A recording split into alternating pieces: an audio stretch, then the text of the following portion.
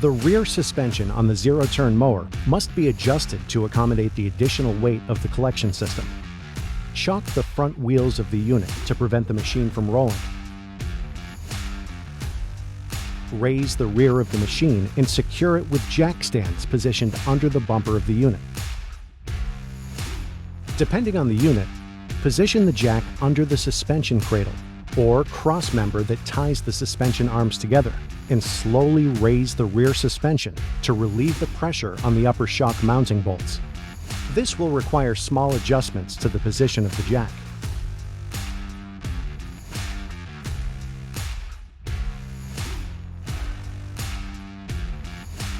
The shock should move freely on the mounting bolt when the pressure is relieved.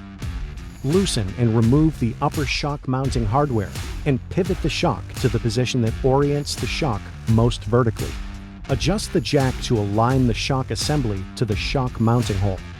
Reinstall the upper shock mounting hardware and tighten it securely. Repeat this process for both sides of the mower. Remove the jack stands from under the machine. Remove the jack from under the suspension cradle or suspension crossmember.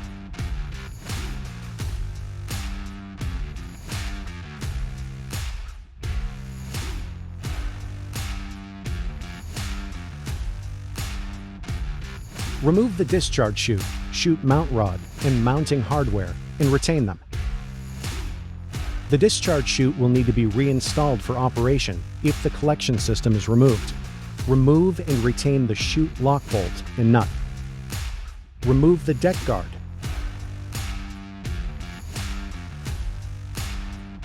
Save the bolts and washers, as they will be required later.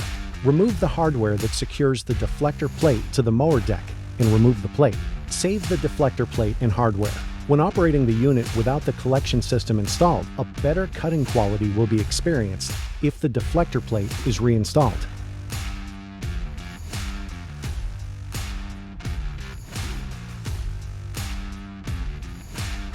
To remove the mower deck belt, move the deck to its lowest cutting position. Remove the floor pan to gain access to the mower deck belts. Using a wrench, rotate the idler arm clockwise to relieve mower deck belt tension.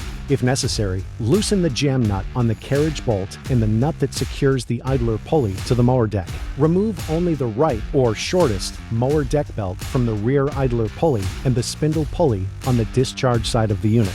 Carefully release the tension.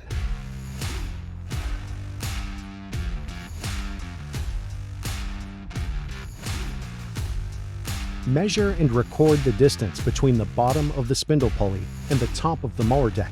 This will be required when installing the new pulley. Remove the bolts that secure the tapered hub to the spindle pulley and spindle shaft. Install the bolts in the tapered holes of the tapered hub and tighten evenly to remove the hub from the spindle pulley and spindle shaft. Use a wrench on the flats of the blade end of the spindle shaft to prevent it from spinning. Save the key for later. Remove the bolts from the tapered hub.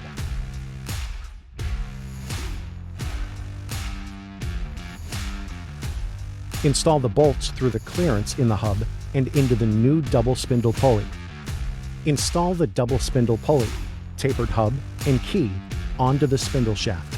Hold the double spindle pulley at the height previously measured and tighten the bolts evenly to 8 foot-pounds of torque. Use a wrench on the flats of the blade end of the spindle shaft to prevent it from spinning.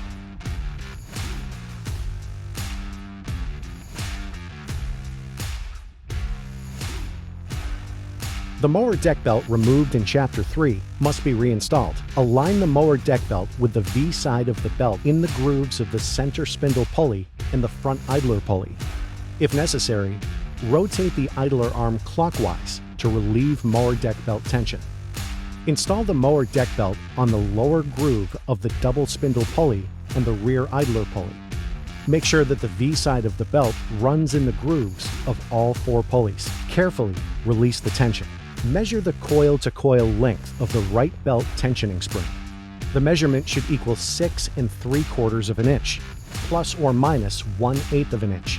If not, turn the adjustment nut until the measurement is achieved.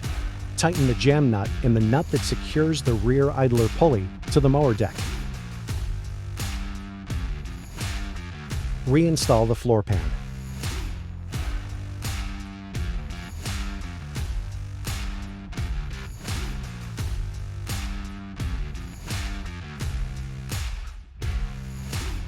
Install a body clip into the back hole on top of the lower spindle guard if not installed already. Install a bolt down through a fender washer, the top plate, the second fender washer, the lower spindle guard, and secure with a nylock flange nut. Do not over-tighten the hardware. The top plate should be able to pivot on the hardware just installed. Install the rubber bumper. Install the lower spindle guard to the mower deck using the bolts and washers removed in Chapter 2. Rotate the top plate out of the way for access to the pulleys. Retain the knob for later.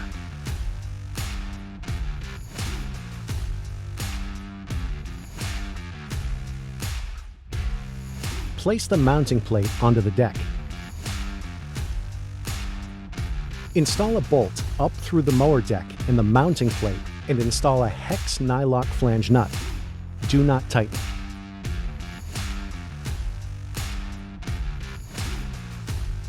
Install a bolt up through the mower deck and the mounting plate and install a hex nylock flange nut. Do not tighten. Install a bolt down through a washer, the mounting plate, the mower deck, and install a hex nylock flange nut. Do not tighten. Next, tighten the 5/16 hardware to 11 foot-pounds of torque and tighten the 3/8 hardware to 20 foot-pounds of torque. To install the blower to the mower deck, begin by removing the blower hood. Remove and retain the 3 knobs. Lower the blower assembly onto the mount, placing the hinge pin on the blower into the sleeve on the deck mount. Rotate the blower assembly towards the deck and lock it in place using the quick pin. The pins lock into the same hole as the deck's discharge chute mount rod that was previously removed.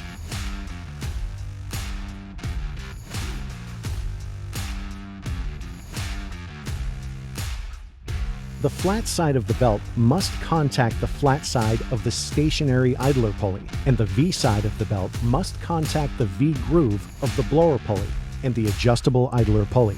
Push on the adjustable idler pulley belt keep to move the adjustable idler pulley towards the stationary idler pulley. Install the belt on the mower deck double pulley.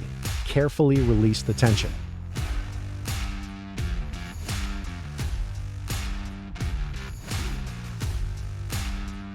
Measure the coil-to-coil spring length of the adjustable idler spring. The measurement should equal 6 1/2 inches. If the measurement is not correct, loosen the jam nut on the spring anchor eye bolt. Turn the adjustment nut until a coil-to-coil spring length measurement of 6 1/2 inches is achieved. Tighten the jam nut.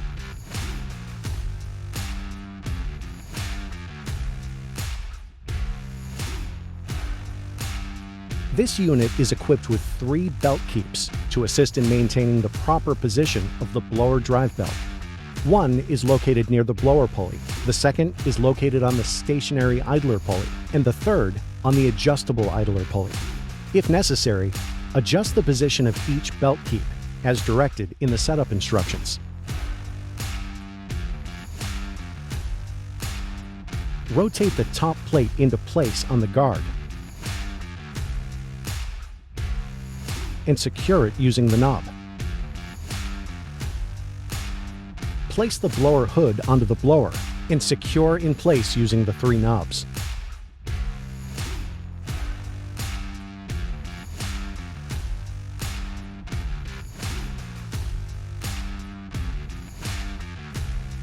Attach the catcher mount to the top rear bumper of the zero-turn mower with 2 U-bolts and 4 nylock flange nuts, but do not tighten. Install the U-bolts to the outer set of holes. Install 2 hex bolts and SAE washers through the catcher mount and the bottom rear bumper. Fasten with 2 nylock flange nuts. Tighten all hardware to 20 foot-pounds of torque.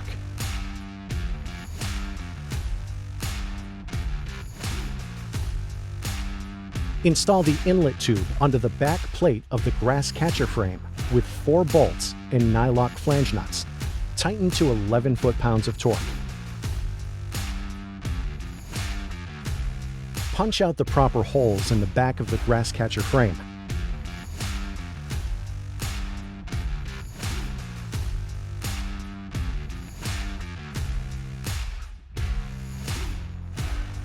Install the mount posts onto the back plate of the grass catcher frame with 8 bolts and nylock flange nuts. Do not yet tighten.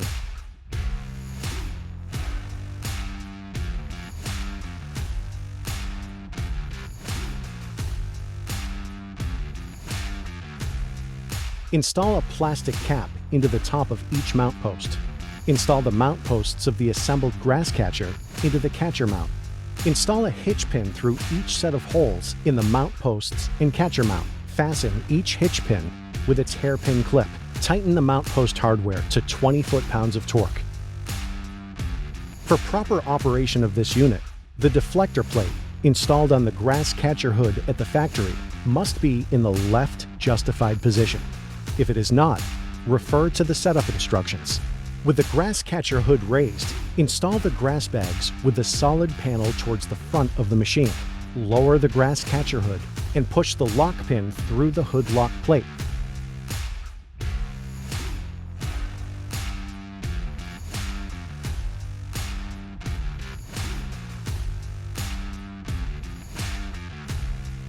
With the mower deck in its lowest position, install the discharge tube onto the blower and secure it with a removable clamp.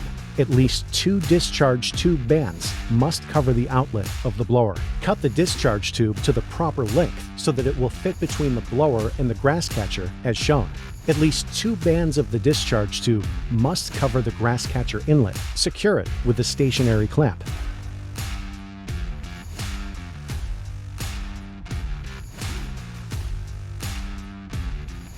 Install the weight mount onto the front of the unit and secure with the hardware. Tighten to 50 foot-pounds of torque. Install the counterweights in the mount and secure with the retaining pin and 2 hairpin clips. Be sure to reinstall the spark plug wires and remove the chocks from the front wheels before operation of the mower.